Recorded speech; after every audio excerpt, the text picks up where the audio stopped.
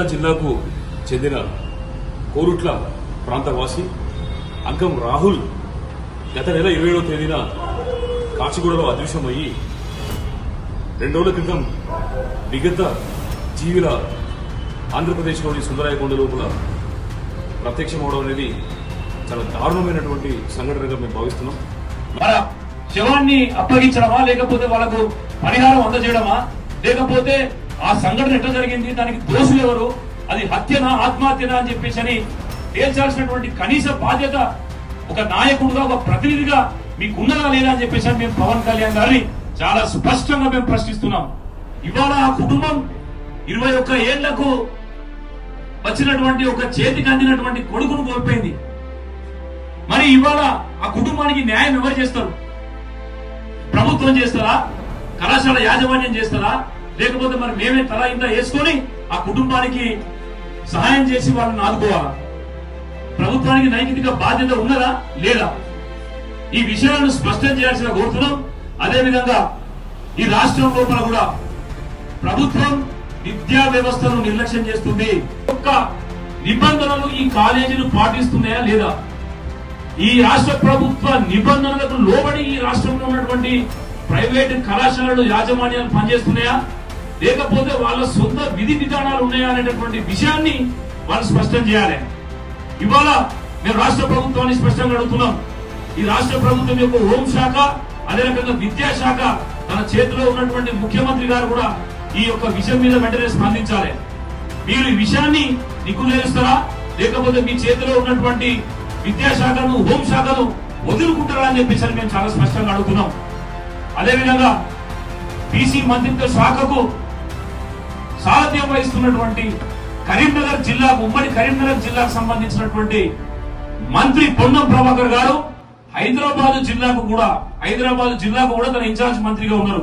ఇటు హైదరాబాద్ జిల్లాలో ఉన్నటువంటి ఇంజనీరింగ్ కాలేజ్, మీ సొంత జిల్లాకు సంబంధించినటువంటి అంకం రాహుల్ ఉన్నటువంటి జిల్లాకు ప్రాతినిధ్యం వహిస్తున్నటువంటి మీరు ఈ అంశం మీద వెంటనే స్పందించి ఆ కుటుంబానికి మీరు న్యాయం చేస్తారా, లేకపోతే బీసీ మంత్రిత్వ శాఖ నుంచి వైదొలుగుతారా అని చెప్పేసి కూడా మేము చాలా స్పష్టంగా అడుగుతున్నాం. సంబంధించినటువంటి శరీర భాగాలు DNA టెస్టింగ్ సెంటర్ లో ఉన్నాయి. తల్లిదండ్రులు మాత్రం ఇప్పుడు కోరుకుంటూ ఉన్నారు. తల్లిదండ్రులు ఎవరికి కూడా ఈ బాధను చెప్పుకునేటటువంటి పరిస్థితి లేదు. మరి ఈ యొక్క విషయం మీడియాలో వచ్చింది, పబ్లిక్ లో తెలిసిపోయినా కూడా ఇప్పటి వరకు కూడా ఈ అంశం మీద ఇటు మీడియా గాని, అటు ప్రభుత్వాలు గాని, ఎందుకంటే ఆంధ్రప్రదేశ్ ప్రభుత్వం గాని, తెలంగాణ ప్రభుత్వం గాని దీని గురించి ఏమాత్రం కూడా స్పందించకపోవడం అనేది అనేక అనుమానాలకు తావిస్తున్నది.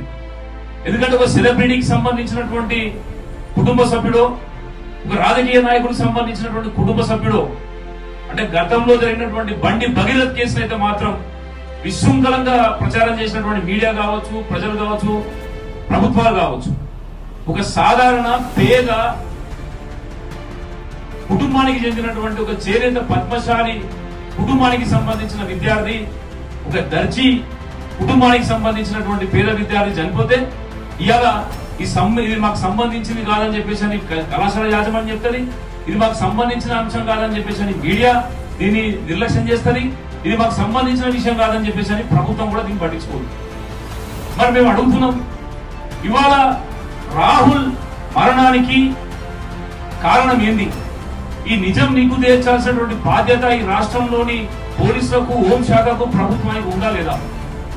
మరి ఒక విద్యార్థి వాళ్ళ కాలేజీ లోపల కళాశాలలో చేరేది ఉంటే, అది స్కూల్ గాని, కాలేజ్ గాని, ఏదైనా గాని, ఆ కాలేజీకి సంబంధించినటువంటి విద్యార్థి చనిపోయిండు అని చెప్పి తెలిస్తే, అది కూడా అనుమానాస్పదంగా చనిపోయిండు అని చెప్పి తెలిస్తే, ఆ కాలేజీ యాజమాన్యం ఆ కుటుంబానికి ఆసరా, అండగా ఉండాల్సిన అవసరం ఉందా లేదా? నిర్లక్ష్యంగా ఉంటారా?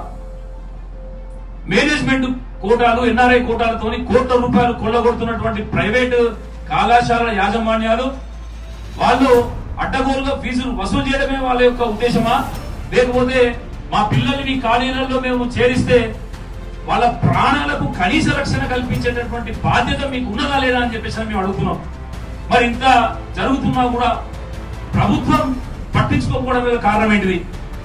ఇలా రాష్ట్రంలో ఉన్నటువంటి హైయర్ ఎడ్యుకేషన్ కౌన్సిల్ ఏం చేస్తుంది? వీళ్ళకి పర్మిషన్ ఇచ్చినటువంటి JNTU ఏం చేస్తుంది? యూజీసీ ఏం చేస్తుంది, ఏఐసిటియు ఏం చేస్తుంది? వీళ్లకు పర్మిషన్ ఎవరిచ్చిండ్రు? మీరు